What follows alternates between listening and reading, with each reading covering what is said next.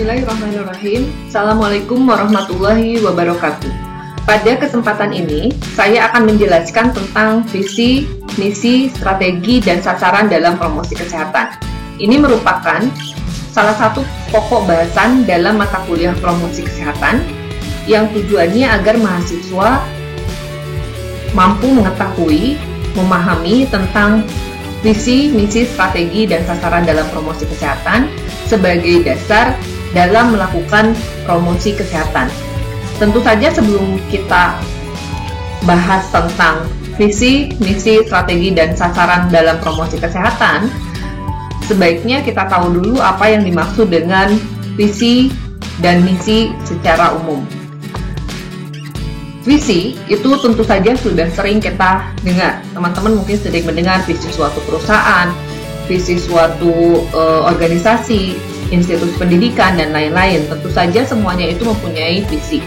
Nah, sebagai seorang calon promotor kesehatan, kita itu harus melihat bagaimana sih visi itu dibuat. Yang pertama itu ada syarat-syarat mengenai visi. Visi itu yang pertama harus berorientasi ke depan. Artinya, visi itu harus mempunyai tujuan jangka panjang. Biasanya minimal visi dibuat untuk 5 tahun ke depan. Apa yang akan diraih atau dicapai dalam 5 tahun ke depan. Jadi 5 tahun ke depan itu saya harus apa, saya harus seperti apa. Nah, itu adalah visi. Yang selanjutnya adalah, atau yang kedua, itu tidak dibuat berdasarkan kondisi saat ini. Misalnya saat ini saya dalam posisi X. Nah, ketika kita membuat visi untuk 5 tahun ke depan, itu bukan berarti visi kita sama atau sesuai dengan X, tapi harus ada X plusnya. Jadi 5 tahun ke depan saya itu harus lebih baik dari sekarang. Nah, itu yang dimaksud dengan tidak dibuat berdasarkan kondisi saat ini. Kemudian yang ketiga itu mengekspresikan kreativitas. Jadi visi harus memperlihatkan bahwa memang ada perbaikan atau ada inovasi dalam meraih tujuan yang akan kita raih dalam 5 tahun ke depan. Yang selanjutnya adalah berdasarkan pada prinsip nilai-nilai yang mengandung penghargaan bagi masyarakat. Artinya, ketika kita membuat visi, itu harus sesuai dengan nilai-nilai yang dianut oleh masyarakat. Tidak boleh bertolak belakang dengan nilai-nilai yang dianut oleh suatu masyarakat tertentu. Nah, itu yang dimaksud atau syarat-syarat dalam sebuah visi. Yang selanjutnya adalah kita juga sering mendengar tentang kata misi. Misi itu biasa diartikan sebagai penjabaran dari visi.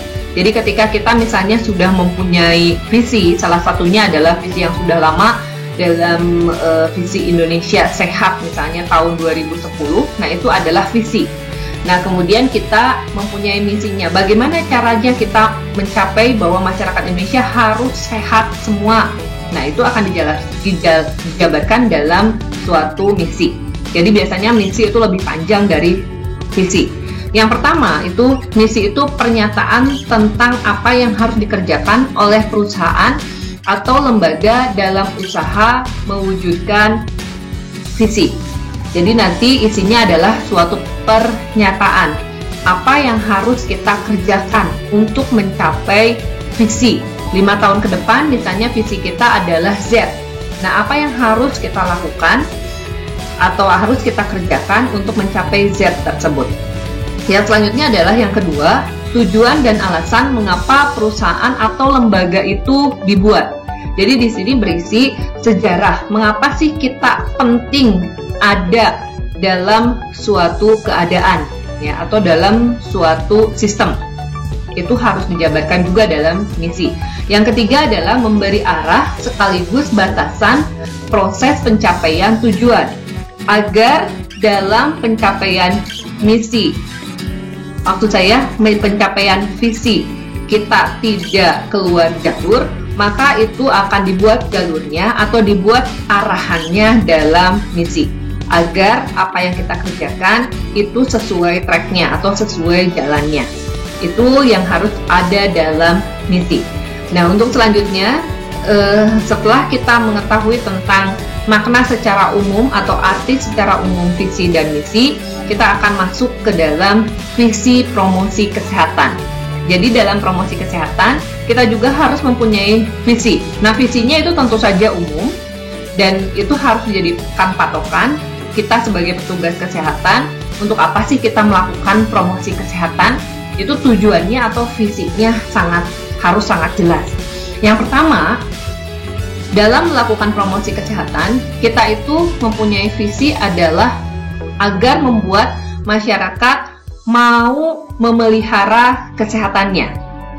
Jadi, bagaimana caranya agar masyarakat itu tertarik atau mempunyai keinginan untuk dapat memelihara kesehatan? Kita harus melakukan sesuatu atau melakukan promosi kesehatan dengan tujuan adalah agar masyarakat mau. Bagaimana sih caranya agar masyarakat mau melakukan pemeliharaan kesehatan? Yang kedua, setelah mau, kalau masyarakat kita sudah mau memelihara kesehatan, berarti kita harus meningkatkan ke arah mampu. Masyarakat kita harus mampu memelihara kesehatan, bukan hanya keinginan saja, karena keinginan itu biasanya baru dari pikiran kita, baru dari hati kita, belum ada tindakan. Kemudian yang kedua adalah harus mampu, membuat masyarakat kita mampu memelihara kesehatan. Bedanya apa dengan mau? Kalau mampu, ini sudah ada potensi bahwa suatu masyarakat itu bisa melakukan, dalam hal ini adalah memelihara kesehatan. Yang ketiga adalah agar masyarakat itu mau dan mampu memelihara kesehatan. Ini bedanya apalagi dengan mau dan mampu, nomor 1 dan nomor 2. Nah, bedanya mau dan mampu ini sudah ada tindakan. Selain ada keinginan, ada potensi dalam dirinya atau dalam masyarakat tersebut untuk melakukan pemeliharaan kesehatan, juga masyarakat tersebut sudah ada tindakan, sudah ada perilaku dalam pemeliharaan kesehatan. Jadi kalau misalnya kita melakukan promosi kesehatan untuk anak-anak atau remaja SMP, bagaimana agar mereka itu tidak terjerumus ke dalam merokok misalnya. Nah, harus ada kemauan dulu dari anak-anak remaja tersebut. Saya itu mau untuk menjaga paru-paru saya dengan cara tidak merokok misalnya. Nah, itu baru mau. Kemudian kita lihat adakah kemampuan atau ability, potensi. Nah, kita tahu bahwa kalau sudah mau, kita itu harus melihat potensi. Ini ada sekali potensinya. Lingkungan di sekitarnya misalnya mendukung, keluarganya mendukung. Anak tersebut juga ada potensi untuk mau mencegah agar dia tidak terjerumus ke dalam merokok misalnya. Itu baru yang kedua. Dan terakhir, mau dan mampu. Kita untuk mempromosikan kesehatan tidak hanya sampai mampu saja, tapi harus mau dan mampu memelihara kesehatan. Artinya tadi sudah ada keinginan untuk tidak merokok, kemudian dia juga ada dukungan dari lingkungan sekitar untuk tidak merokok, dan ternyata memang actionnya anak tersebut tidak merokok atau remaja tersebut tidak merokok. Nah, itu adalah baru tahap 3. Nah, yang terakhir adalah mau dan mampu meningkatkan kesehatan. Setelah dia tidak merokok, misalnya dia mau untuk meningkatkan kesehatannya dengan cara misalnya olahraga yang teratur, makan makanan yang bergizi, menjaga kebersihan dirinya. Nah, itu adalah tahap yang keempat dalam visi promosi kesehatan, yaitu agar masyarakat mau dan mampu meningkatkan kesehatannya. Bukan saja tadi misalnya contohnya pada remaja, itu bukan hanya tidak merokok saja, tetapi sudah dia tidak merokok, dibarengi atau selain itu dia juga bisa meningkatkan derajat kesehatannya dengan olahraga. Nah, itu adalah visi kita. Jadi kita mulai dari kemudian mampu, mau dan mampu untuk memelihara kesehatan, dan yang terakhir adalah mau dan mampu meningkatkan kesehatannya. Kemudian yang selanjutnya adalah misi. Misinya dalam promosi kesehatan itu apa?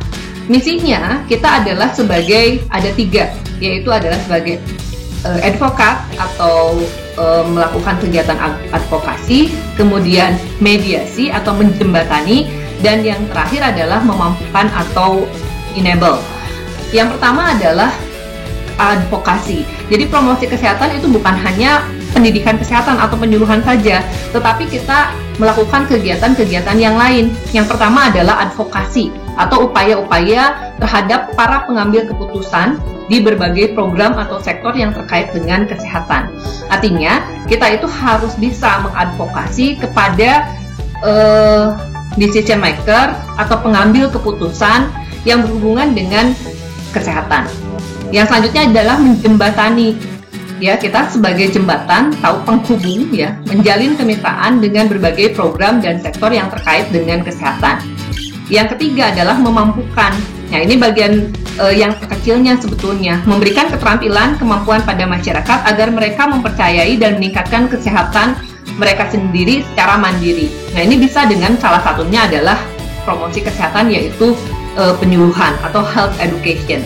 Jadi kalau promosi kesehatan itu tidak identik dengan penyuluhan, tetapi kita itu ada bagian-bagian lain, yaitu sebagai advokat dan juga mediate atau menjembatani. Jadi kalau penyuluhan itu hanya sebagian kecil dari promosi kesehatan. Yang selanjutnya adalah bagaimana strategi untuk mencapai visi tersebut. Ya, strateginya sebetulnya banyak sekali yang kita lakukan, ya, yang bisa kita lakukan, ya, terkait dengan misi yang tadi atau lebih teknisnya lagi dari misi itu adalah kita akan berdasarkan Piagam Ottawa yang sudah ada di podcast sebelumnya, bahwa kita akan masuk atau misalnya yang di sini yang merah-merahnya ini adalah bagaimana nanti kita sebagai advokat untuk ke healthy public policy, yang kemudian adalah bagaimana dukungan lingkungan, ya, dukungan lingkungannya apakah nanti mendukung terhadap pemeliharaan kesehatan atau peningkatan kesehatan, kemudian bagaimana pelayanan kesehatannya, kemudian nanti akan kita lihat juga bagaimana personal skill-nya dari masyarakat untuk melakukan atau memelihara kesehatan. Dan yang terakhir adalah bagaimana aksi dari masyarakat itu untuk memelihara dan meningkatkan kesehatan. Itu adalah strategi yang akan dilakukan dalam promosi kesehatan. Kemudian kita akan lihat yang terakhir, yaitu adalah sasaran promosi kesehatan. Apa saja sih yang akan kita lakukan atau yang akan kita jadikan sasaran dalam kita melakukan advokat, mediasi, ataupun health education. Itu ada 3 sebetulnya. Jadi 3 target. Yang pertama adalah primary target, yang kedua adalah secondary target, dan yang ketiga adalah tertiary target. Nah, yang primary target itu adalah masyarakat umum. Itu yang langsung berhubungan dengan penyuluh kesehatan. Ya, jadi masyarakat umum adalah untuk meningkatkan keterampilan mereka dalam hal memelihara dan meningkatkan kesehatan. Seperti kita melakukan penyuluhan itu langsung ke masyarakat umum. Entah itu masyarakat umumnya adalah ibu hamil, ibu menyusui, atau remaja dan sebagainya, itu termasuk ke dalam masyarakat umum. Yang kedua adalah secondary target, yaitu di sini adalah tokoh-tokoh masyarakat, tokoh agama, dan tokoh adat. Kita juga tidak bisa dalam suatu masyarakat, kita hanya mengedukasi ke primary targetnya saja. Kita bisa, target kita adalah yang ke secondary target, tokoh masyarakat yang berpengaruh, sehingga kalau misalnya kita melakukan penyuluhan, meyakinkan kepada tokoh masyarakat, tokoh agama, atau tokoh adat, biasanya itu akan mudah diikuti oleh masyarakat umum yang biasanya lebih mempercayai atau percaya terhadap tokoh-tokoh masyarakat tersebut. Yang ketiga adalah tertiary target. Nah, yang tertiary target itu adalah kita melakukan advokasi terhadap atau kepada pembuat keputusan atau penutup kebijakan. Karena tanpa adanya dukungan dari stakeholder atau decision maker, itu biasanya kita penyuluhan atau promosi kesehatan tidak akan berjalan maksimal. Jadi tugas kita sebetulnya besar secara umumnya, karena target-target kita bukan hanya masyarakat umum, tetapi sampai dengan decision maker. Hanya dalam mata kuliah promosi kesehatan, kita akan mulai dari yang paling sederhana, yaitu kita akan memberikan promosi kesehatan atau melakukan promosi kesehatan pada masyarakat umum dan tokoh-tokoh masyarakat. Nanti kita bertahap setelah kita ahli dalam melakukan promosi kesehatan, itu meningkat untuk melakukan advokasi dengan pembuat keputusan atau decision maker ataupun stakeholder.